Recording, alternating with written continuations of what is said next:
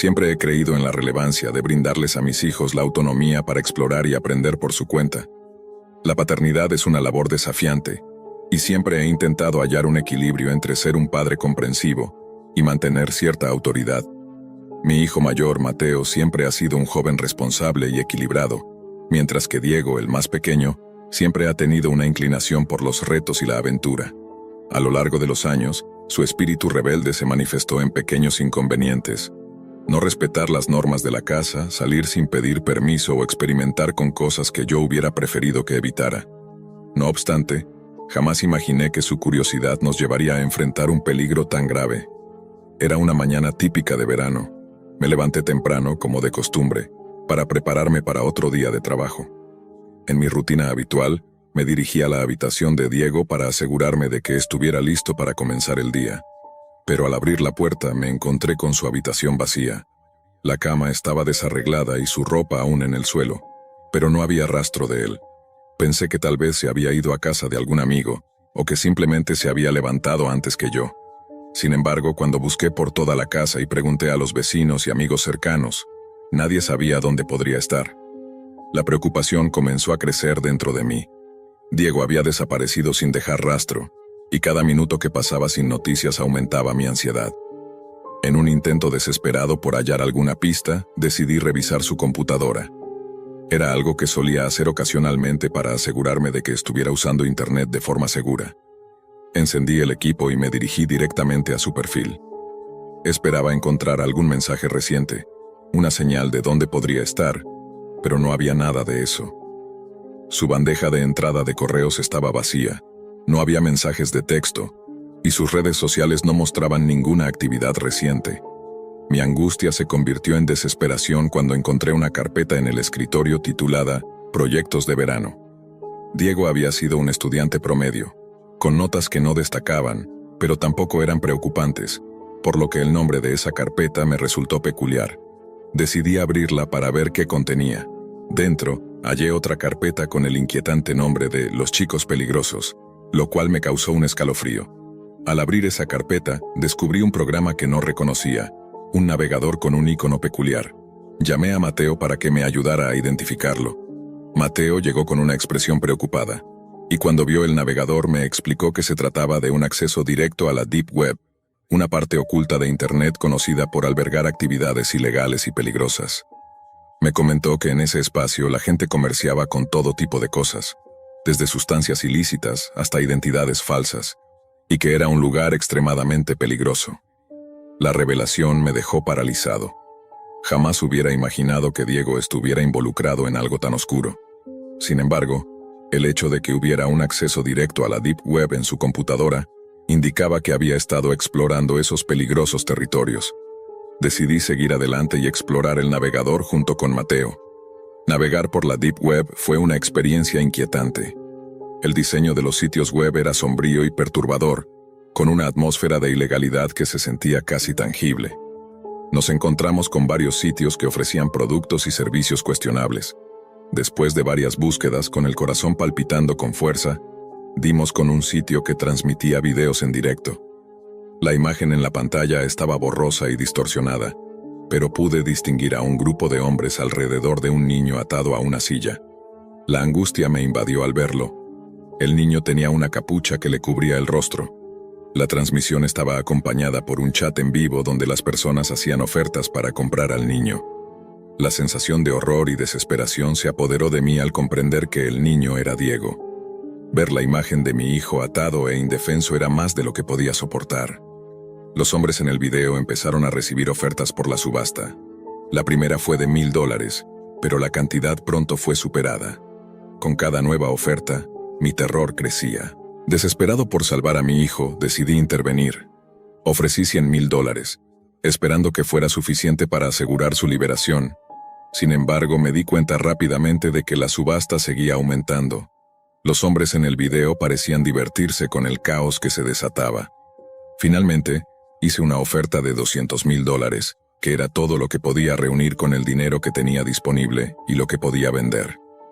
La oferta fue aceptada, y los hombres confirmaron que Diego sería liberado una vez que se completara la transacción. El proceso de transferencia de dinero a través de bitcoins Fue un reto en sí mismo. No estaba familiarizado con esta criptomoneda, y la transacción parecía no tener fin. Mi mente estaba llena de pánico, temiendo que cualquier error pudiera resultar en la pérdida de mi hijo. Cada segundo que pasaba me parecía una eternidad. Finalmente, la transferencia se completó, y recibí una dirección para recoger a Diego. Un terreno desolado a más de 100 kilómetros de nuestra ciudad. Mi corazón latía con desesperación mientras me dirigía hacia ese lugar, con la esperanza de encontrar a mi hijo sano y salvo. Cuando llegué al terreno baldío, lo que vi me dejó sin aliento. El lugar estaba vacío, con una atmósfera siniestra que resonaba con el eco de mis miedos. Allí estaba Diego, sentado en el suelo con una expresión de terror y agotamiento. Corrí hacia él y lo abracé con todas mis fuerzas, sintiendo un alivio inmenso al tenerlo nuevamente entre mis brazos. Diego estaba en estado de shock. Su cuerpo temblaba de miedo y debilidad. Llamé a la policía inmediatamente, explicando lo ocurrido mientras intentaba consolar a mi hijo. La angustia de no saber cómo reaccionar y sentirme impotente era abrumadora. La policía llegó al terreno baldío rápidamente y se hizo cargo de la situación. Investigaron la zona, pero no encontraron a los secuestradores ni ninguna evidencia que los llevara hasta ellos. La experiencia había sido un verdadero desafío emocional y físico, y aunque Diego estaba a salvo, el trauma estaba lejos de ser superado. Decidimos mudarnos a otra ciudad para protegernos y garantizar nuestra seguridad. La computadora de Diego fue destruida, y nos aseguramos de eliminar todas nuestras cuentas en redes sociales, así como cualquier otra presencia en línea que pudiera poner en peligro a nuestra familia en el futuro. Ahora vivimos en un lugar nuevo, tratando de reconstruir nuestras vidas después de este evento traumático. La experiencia nos ha dejado cicatrices profundas, y el miedo de que los secuestradores puedan regresar o intentar encontrar a Diego nuevamente sigue latente en nuestras mentes. Diego está recibiendo terapia para superar el trauma, y nosotros, como familia, estamos intentando adaptarnos a esta nueva realidad. Este evento nos ha dejado una dura lección sobre los peligros ocultos en Internet y la importancia de proteger a nuestros seres queridos de las amenazas invisibles que acechan en las sombras digitales. Siempre he sido un joven inquieto, siempre buscando maneras novedosas de ganar dinero sin tanto esfuerzo para poder costear mis pasatiempos y las salidas con mis amigos. Era de esos chicos que se dejaban llevar por la curiosidad y la emoción del momento, sin reflexionar demasiado sobre las consecuencias. Todo comenzó una noche mientras navegaba por la Deep Web, esa zona oscura de Internet de la que muchos han oído hablar pero pocos se atreven a explorar. Había escuchado relatos de personas que encontraron todo tipo de cosas allí, desde mercados ilegales hasta foros llenos de teorías conspirativas. Para mí, era simplemente otra aventura más, una forma de escapar del tedio de mi vida diaria. Mientras navegaba sin un objetivo claro, me encontré con un anuncio que captó mi atención de inmediato. Era un mensaje sencillo, escrito con una fuente normal, pero el contenido era inquietante. Compro sangre, pago en bitcoins. La cantidad ofrecida era demasiado atractiva. Más de $1,000 por litro, y el pago se haría en bitcoins, lo que para mí sonaba como una excelente oportunidad. Podría obtener una cantidad considerable de dinero sin tener que hacer gran cosa. Era una propuesta difícil de rechazar, especialmente para un joven sin ingresos regulares. La promesa de dinero rápido me enganchó. Sin pensarlo mucho, envié un mensaje a la persona que había publicado el anuncio. Mi curiosidad superaba cualquier tipo de miedo que pudiera sentir. El tipo respondió enseguida, lo cual ya era raro. Su tono era educado, pero había algo en sus palabras que me hacía sentir inquieto. Aceptó mi oferta de venderle 500 mililitros de sangre por $500 sin vacilar. Incluso me envió un enlace a un kit casero de extracción de sangre en Amazon, lo que hizo todo mucho más fácil. En ese momento, no pensé en lo extraño que era todo esto. Solo veía el dinero fácil que estaba al alcance de mis manos. Los días previos al intercambio fueron una mezcla de emoción y ansiedad. Nunca había hecho algo así, y la idea de extraer mi propia sangre para venderla a un desconocido en la Deep Web me parecía sacada de una película de terror. Pero la promesa de dinero rápido me empujaba a seguir adelante. Decidí no arriesgarme demasiado, y dejé el frasco con mi sangre en la puerta de la casa de mi vecino de enfrente, pensando que así evitaría cualquier vínculo directo conmigo. La noche del intercambio llegó, y mi corazón latía con fuerza mientras observaba desde mi ventana. Una camioneta negra se detuvo frente a la casa de mi vecino, y un hombre alto de aproximadamente 1,90 m salió del vehículo. Llevaba una gabardina negra y un sombrero que cubría gran parte de su rostro. La escena era casi surrealista. El sujeto se acercó al frasco, lo recogió y, para mi horror, lo destapó y bebió la sangre ahí mismo, en plena calle. La visión era nauseabunda y aterradora. Apenas podía creer lo que estaba presenciando. Poco después, recibí una notificación en mi celular. Era un mensaje del hombre agradeciéndome por el delicioso frasco y pidiéndome 1,5 litros de sangre para la próxima semana. La suma de dinero ofrecida era aún más alta esta vez. A pesar de que sentía una creciente sensación de que algo iba terriblemente mal, la tentación fue demasiado fuerte. Acepté, diciéndome a mí mismo que sería la última vez, que después de eso cortaría todo contacto con él. Durante la semana siguiente me vi atrapado en una espiral de paranoia y arrepentimiento. Cada vez que pensaba en lo que había hecho, una sensación de culpa y miedo se apoderaba de mí. Sabía que estaba jugando con fuego, pero no podía dejar de sentirme atraído por la promesa del dinero fácil. Finalmente llegó el día del segundo intercambio. Una vez más, dejé el frasco en la puerta de mi vecino y observé desde la ventana. El hombre apareció, recogió el frasco y se marchó, esta vez sin detenerse a beber en la calle. Parecía tener más prisa, lo que solo incrementó mi ansiedad. Esa noche recibí otro mensaje del hombre. Sin embargo, esta vez la cantidad que pedía era simplemente descomunal. 2 litros de sangre. Una oleada de pánico me invadió. Sabía que donar tal cantidad de sangre era peligroso, incluso potencialmente letal.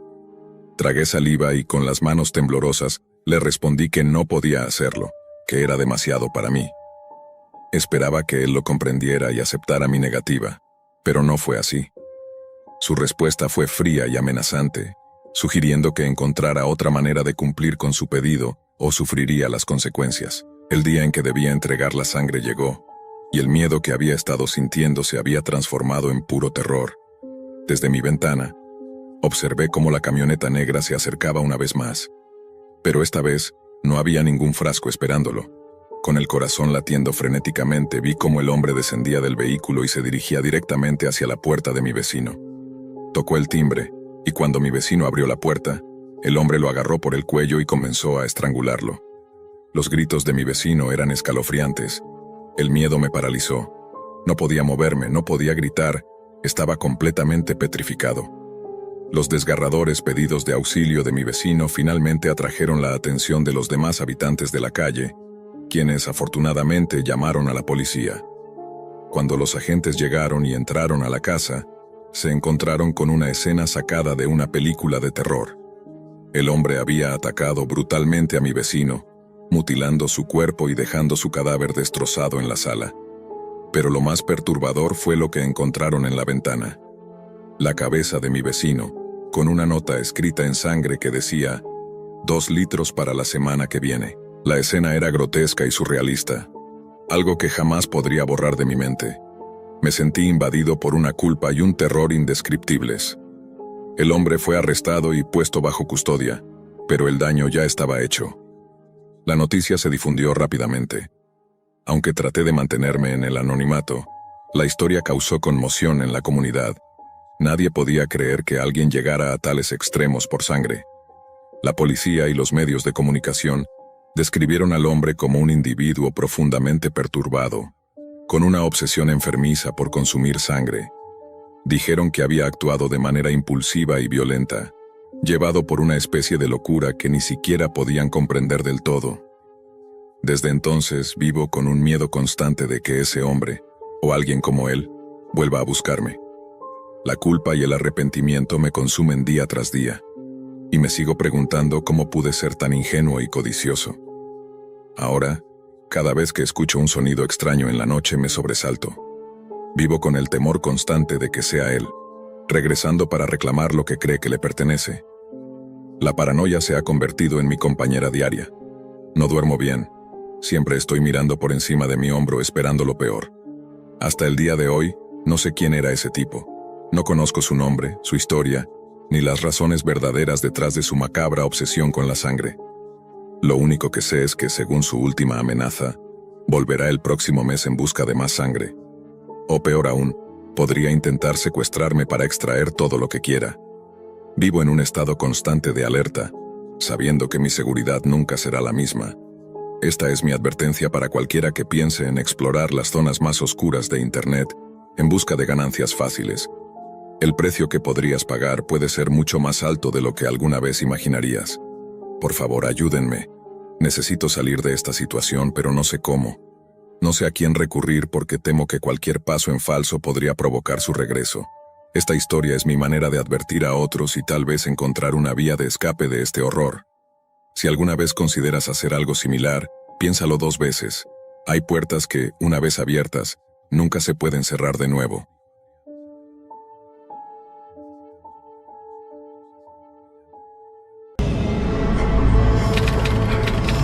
A finales de la década de los 90, el creador de Microsoft, Ben Grant, mencionó que Internet se estaba transformando en la plaza central del mundo global del futuro.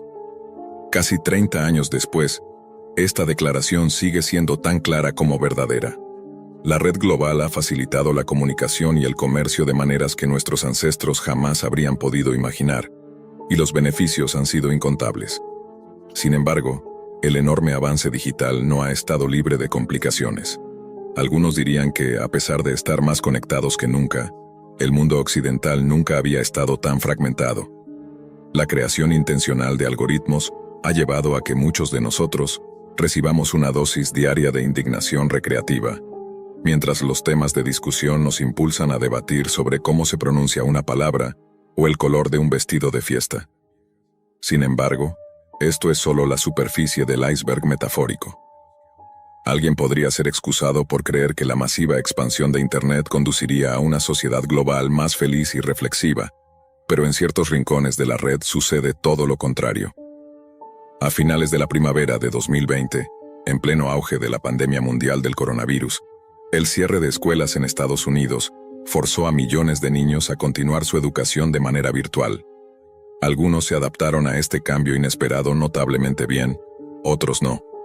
Simone Bell, de 17 años que vivía con sus padres en las afueras de Austin, Texas, empezó a sentirse cada vez más aislado a medida que pasaban las semanas. Como muchos adolescentes, buscó un sentido de comunidad en línea. Sin embargo, aunque al principio encontró un espacio con apariencia de empatía, la comunidad en la que se integró no tenía en mente lo mejor para él. Cualquier logro o disfrute que tenga en la vida parece simplemente fingido, le dijo Simone a sus nuevos amigos.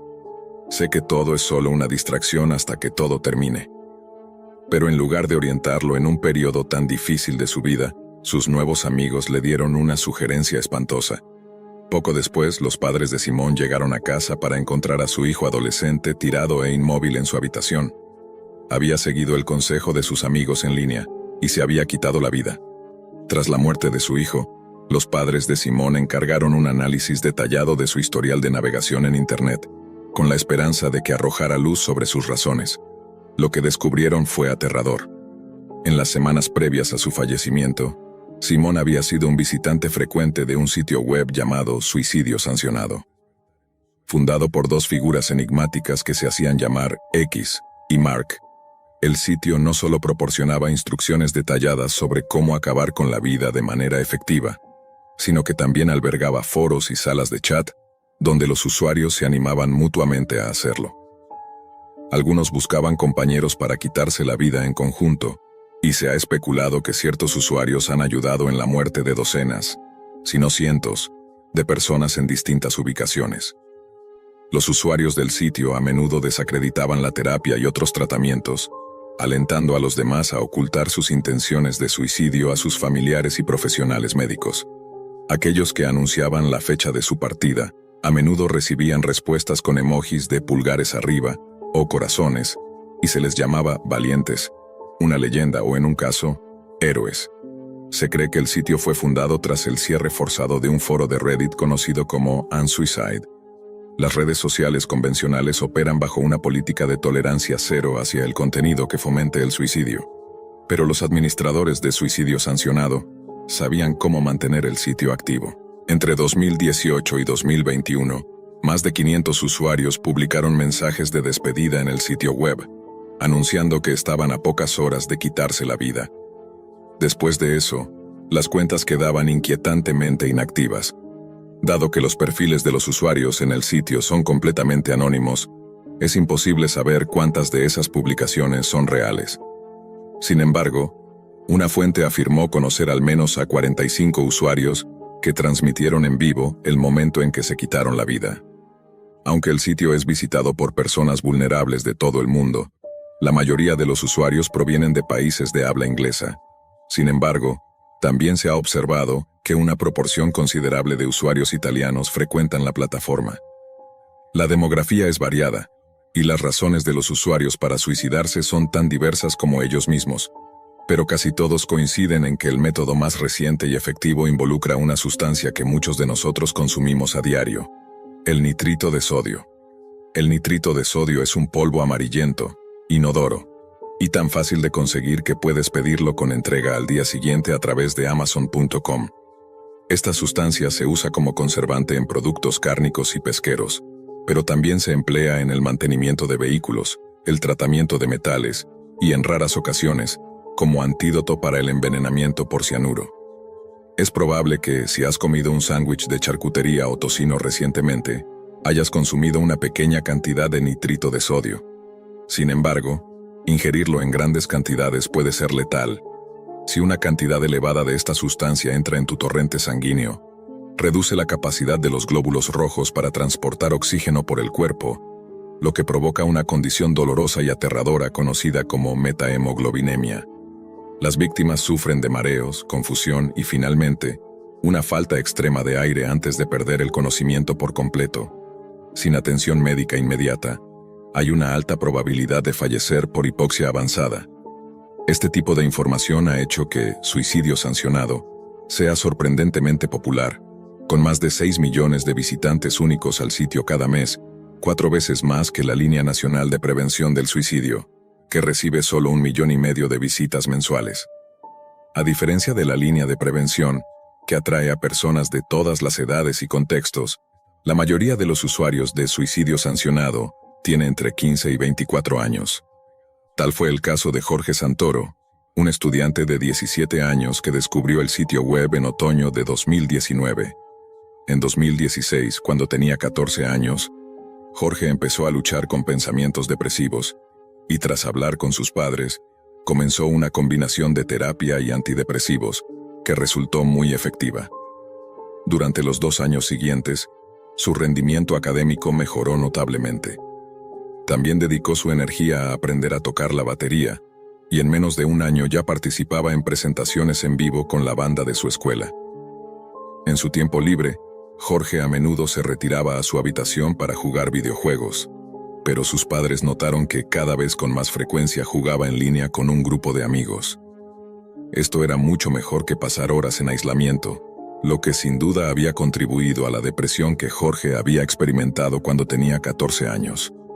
Las cosas parecían ir bien, pero en algún punto de 2019, Jorge empezó a desarrollar dolores estomacales severos y se fue confinando progresivamente a su casa, mientras su condición empeoraba.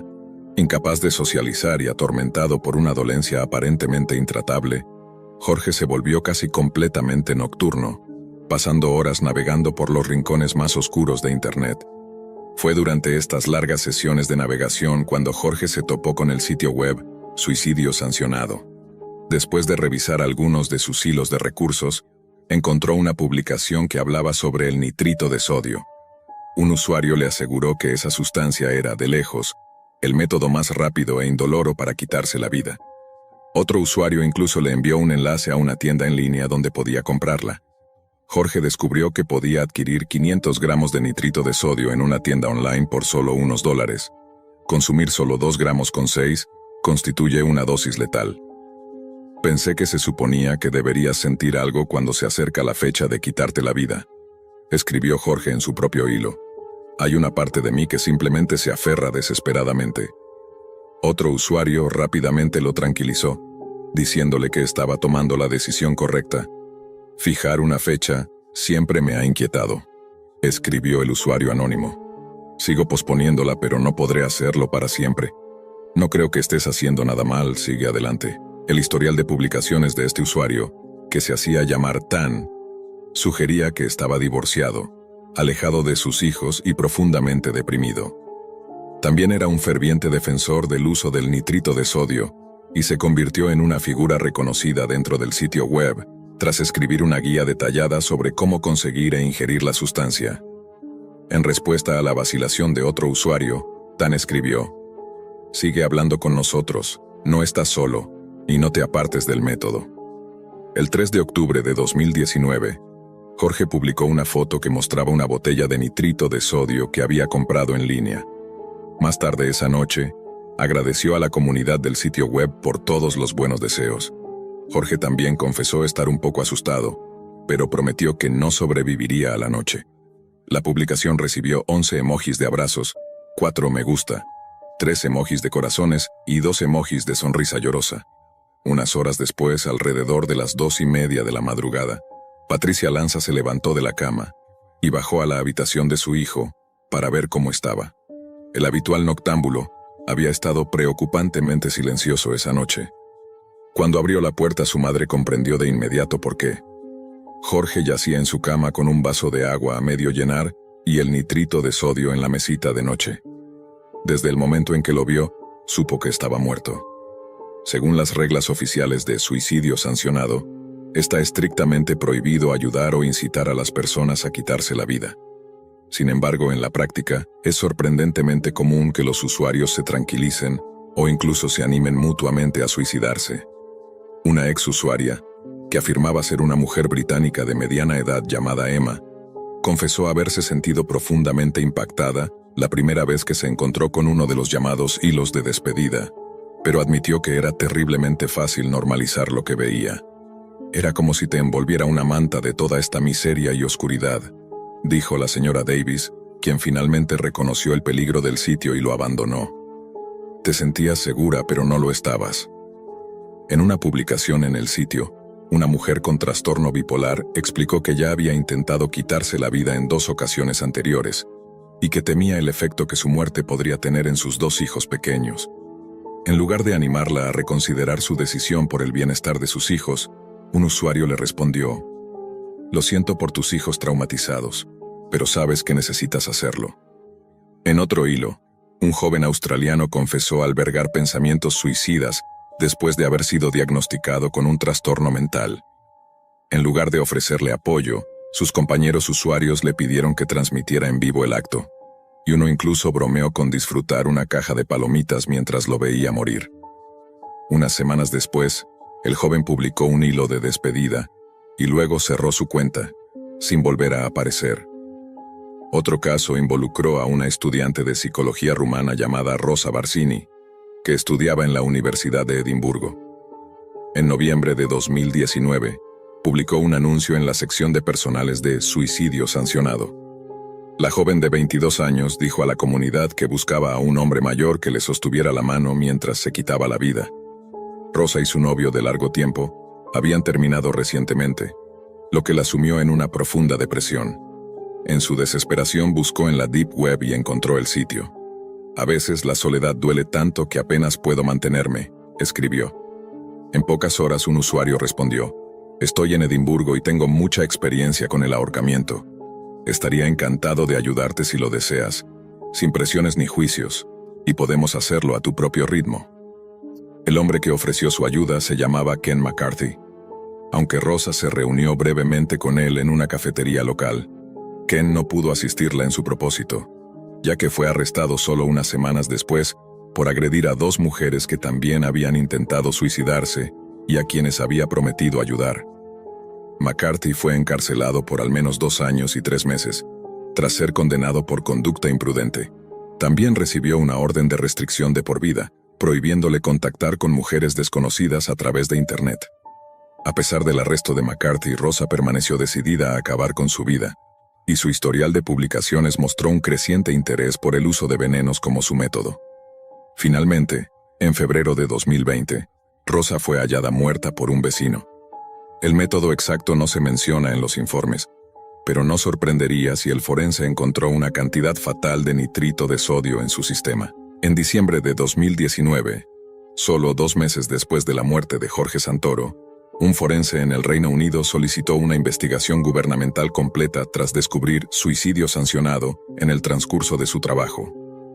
El gobierno alemán abrió una investigación en un tiempo similar, mientras que la Comisión de Seguridad Electrónica de Australia ya llevaba meses investigando el sitio.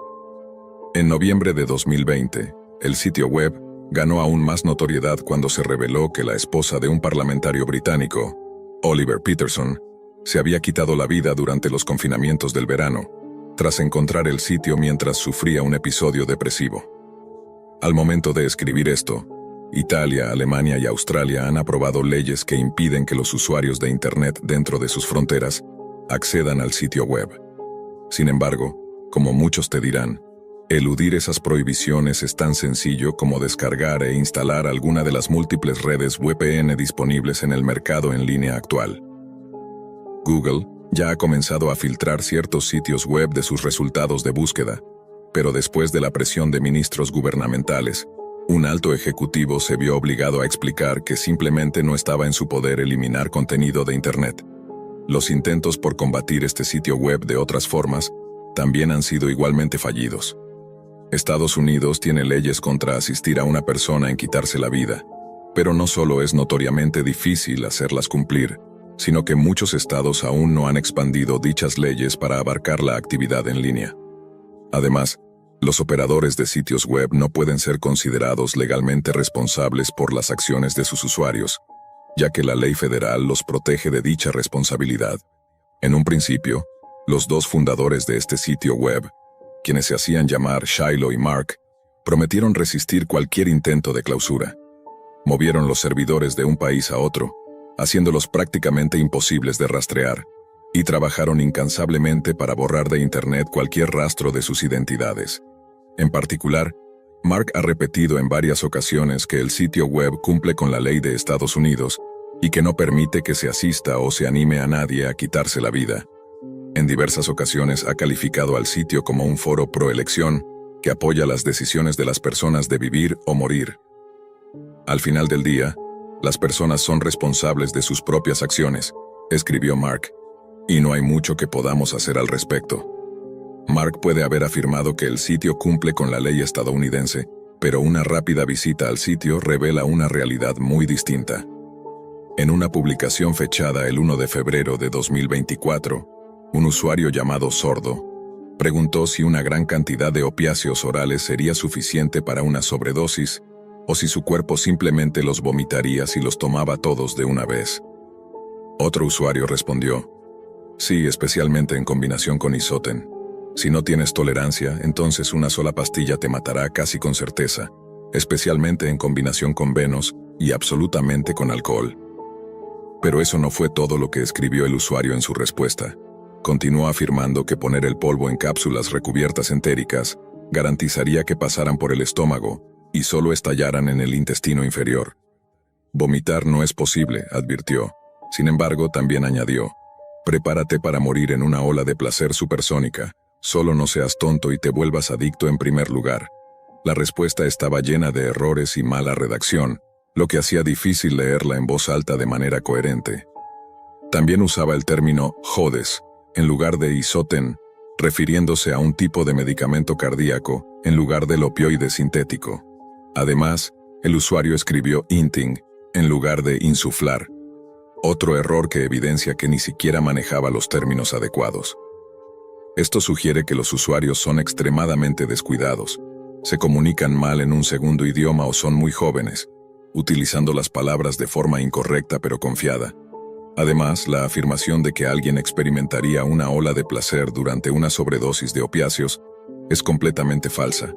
Las víctimas suelen sentir frío, escalofríos, somnolencia y náuseas. Pregunta a cualquier persona que haya sobrevivido a una sobredosis de heroína, y la palabra placer probablemente sería la última que utilizarían para describir la experiencia. Esta respuesta constituye un intento directo de engañar y manipular a una persona vulnerable para que se quite la vida, y fue escrita ya sea por un adulto malintencionado o por un niño que no tiene idea de lo que está diciendo.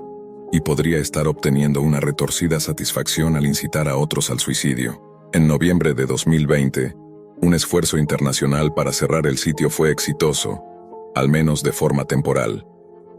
Hemos estado planificando esto durante años, escribió Mark en una publicación que subió al sitio. Y estamos seguros de que, incluso si coordinan un cierre total al mismo tiempo, lo cual es muy improbable, podríamos estar de vuelta en línea en 24 horas.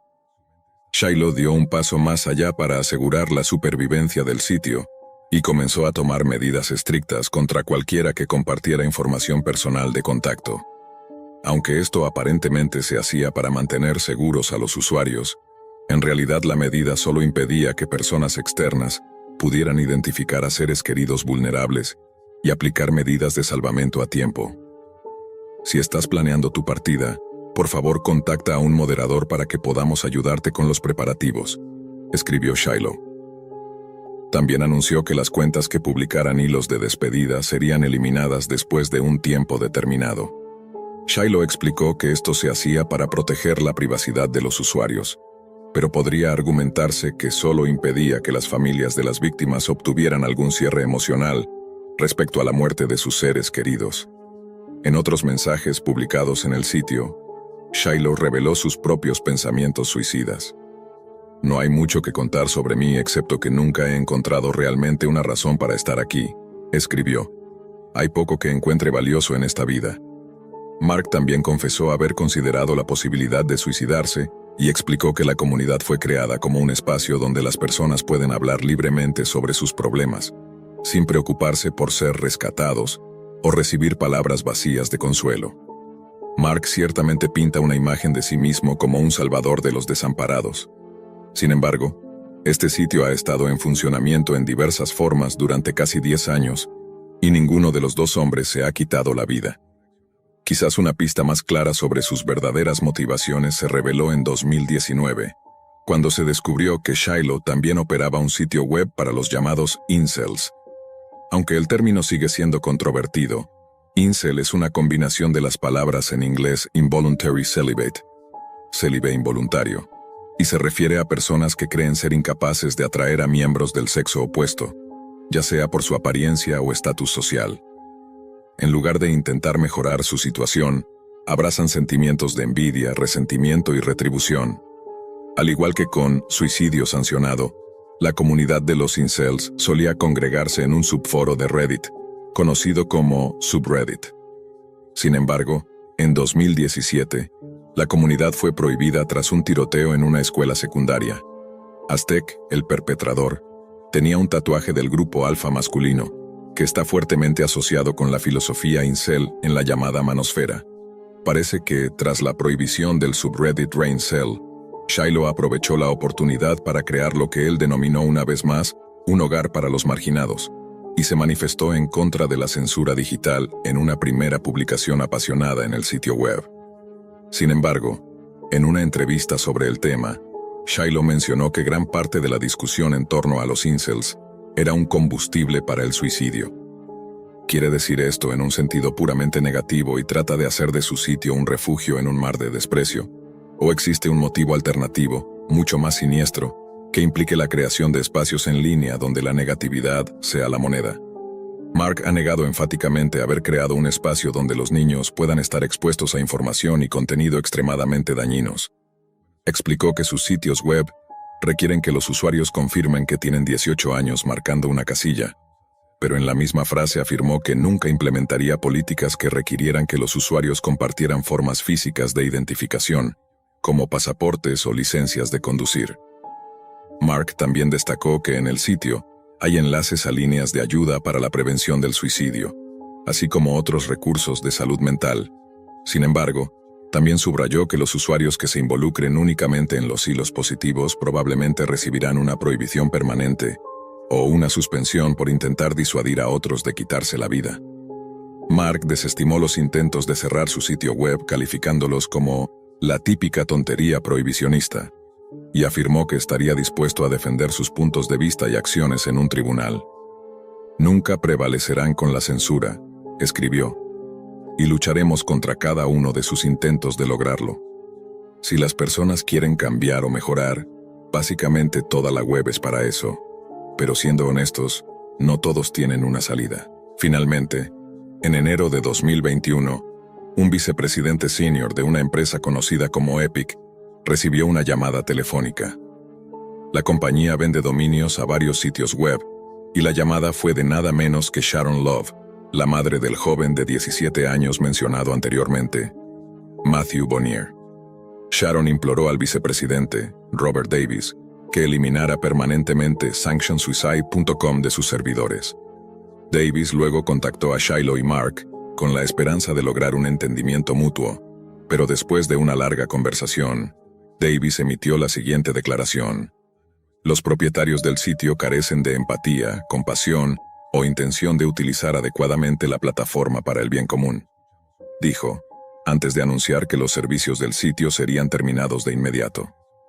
Los críticos celebraron esta decisión, pero en solo unos pocos días el sitio volvió a estar en línea, simplemente cambiando su nombre a SanctionSuicide.net, el mismo dominio que utiliza hoy. En el estado de Missouri, la policía fue contactada por un amigo de un hombre que se había quitado la vida usando nitrito de sodio. Tras buscar en el teléfono celular del fallecido, el amigo descubrió que había sido un visitante frecuente del sitio Sanction Suicide. Los usuarios del sitio no solo le habían indicado dónde comprar la sustancia que acabó con su vida, sino que también lo habían guiado en el proceso de ingerirla mientras ocurría.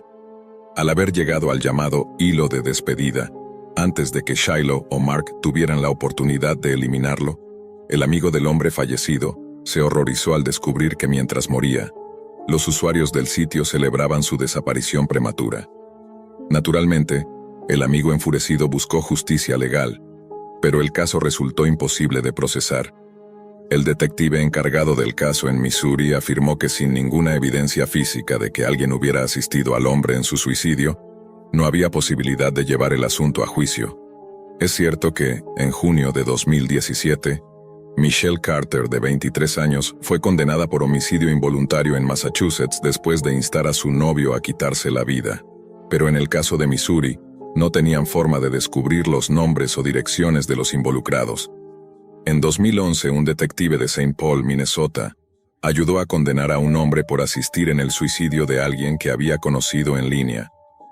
Estoy convencido de que hay personas inteligentes allá afuera, con una placa, que podrían lidiar con este tipo de crímenes en Internet, dijo el ahora retirado William Hayter.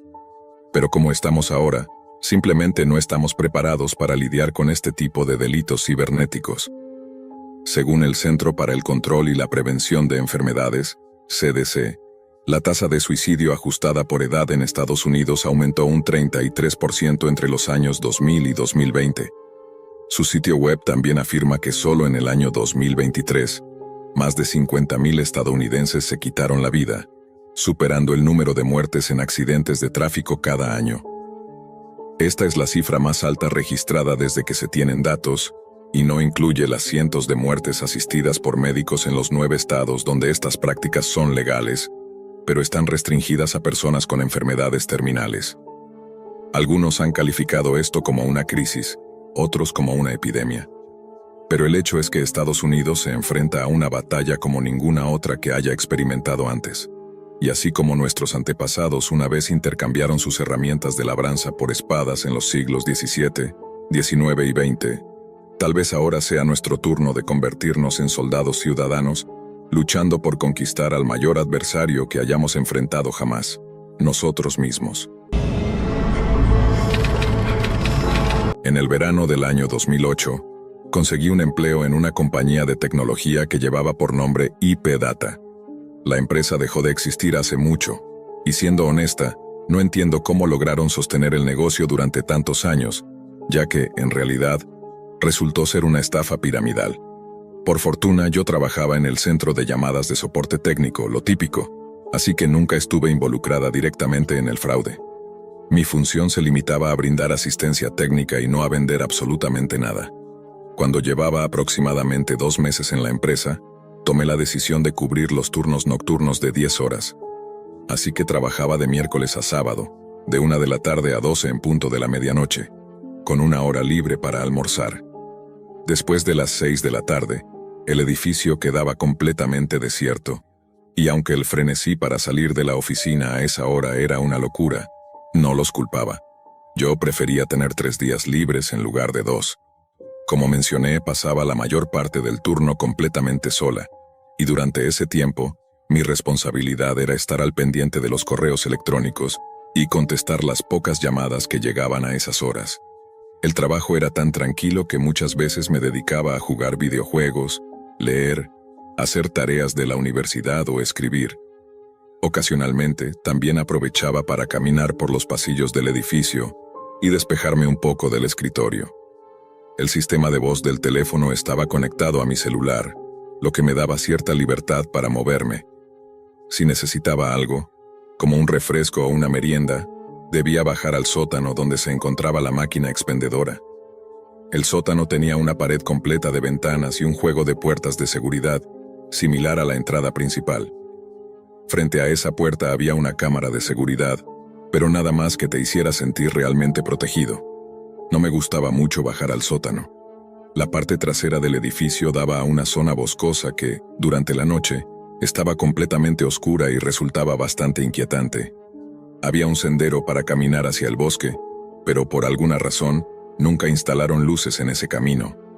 No supe jamás el motivo, pero lo cierto es que esto hacía que el lugar se viera aún más aterrador. A veces veía animales pasar por ahí, pero otras veces sentía una incómoda sensación, como si alguien estuviera observándome. Esa sensación me ponía tan nerviosa que siempre trataba de bajar, comprar mi refresco o bocadillo, y subir lo más rápido posible. Me detuve en seco e intenté escudriñar la oscuridad, pero no logré ver nada.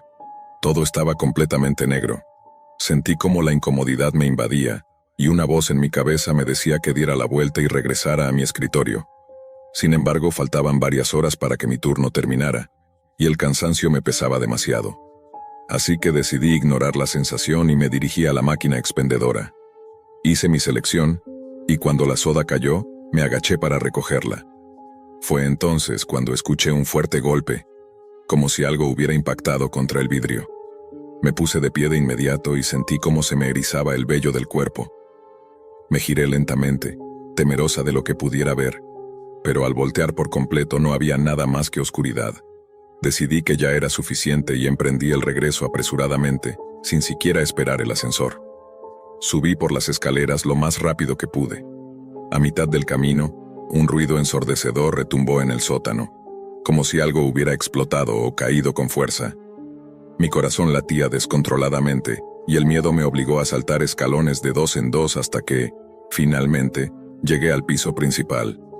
Una vez en mi escritorio me dejé caer en la silla, tratando de recuperar el aliento y convencerme a mí misma de que todo había sido solo mi imaginación.